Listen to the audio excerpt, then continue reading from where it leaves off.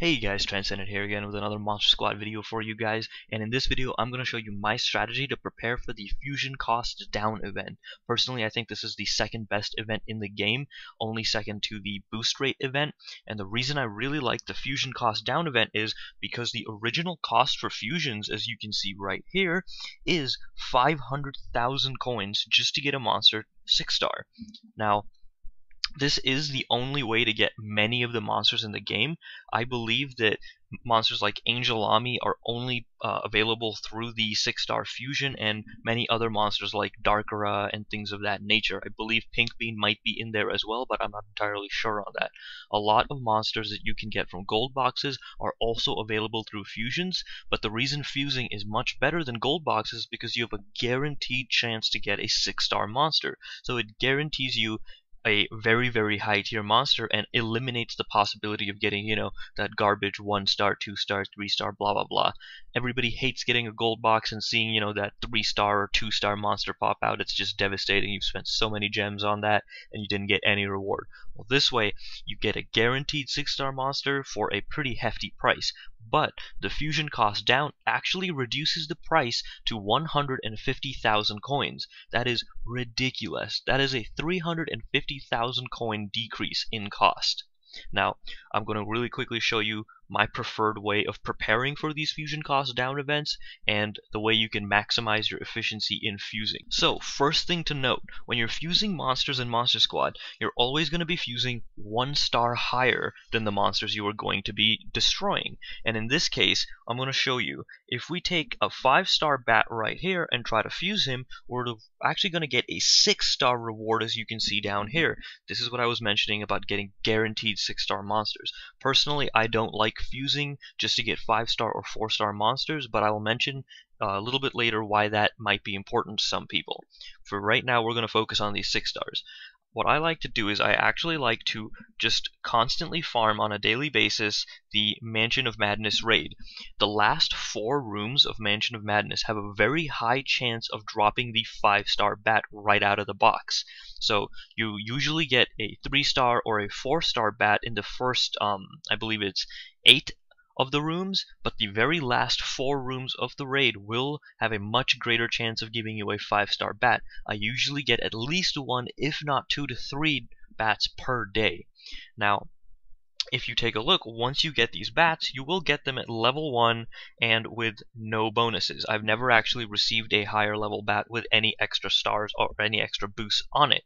So, what I like to do is every day I'll collect a bat, or 2, hopefully, maybe 3 if I'm really lucky, and then I'll spend maybe around 25 to 30 of my stamina that I've saved up, from the little events coming up, or, the daily missions that you get, and we'll level it up to around 25, 26, and then I'll also maybe boost it up to +2, maybe +3, and then I'll just hold it there. Then what I like to do is wait for a boost rate or boost cost decrease, or boost rate increase or boost cost decrease event.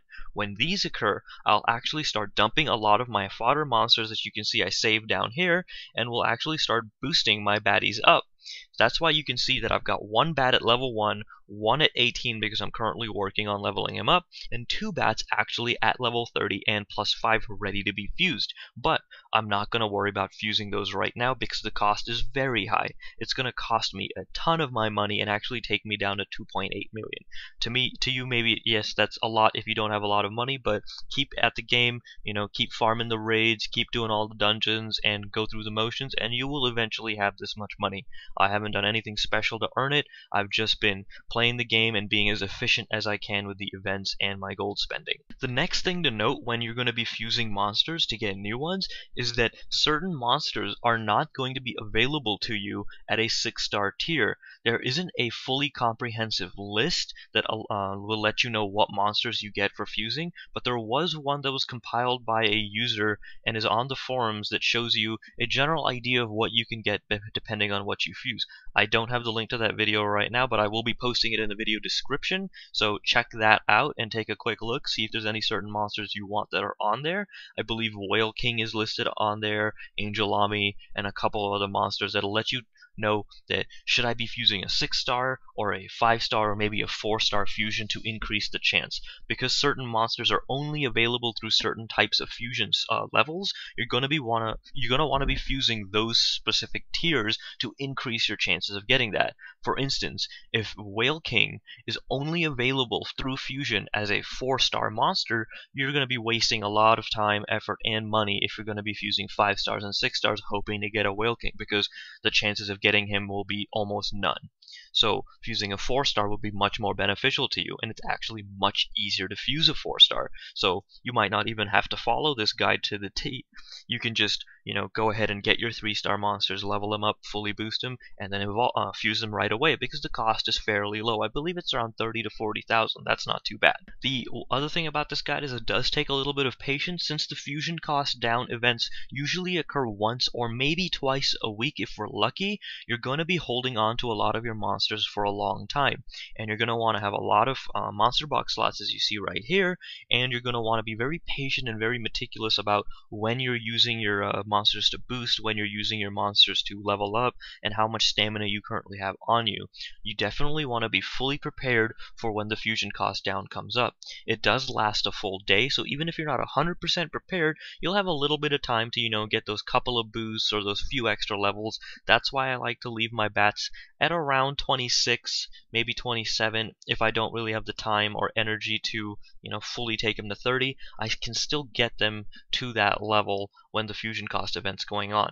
But I want to be focusing a lot of my time during the fusion cost event to be just fusing, because if I do get a very strong monster out of there, I prefer to level that monster up immediately and get it fully boosted that day. That's just how I like to play. You guys can change it up. You don't have to do that as well. I hope you really like that guide. That's just the way I like to fuse. I feel it's very efficient, uses my money very wisely, and that's why you can see I have a ton of money left to spare.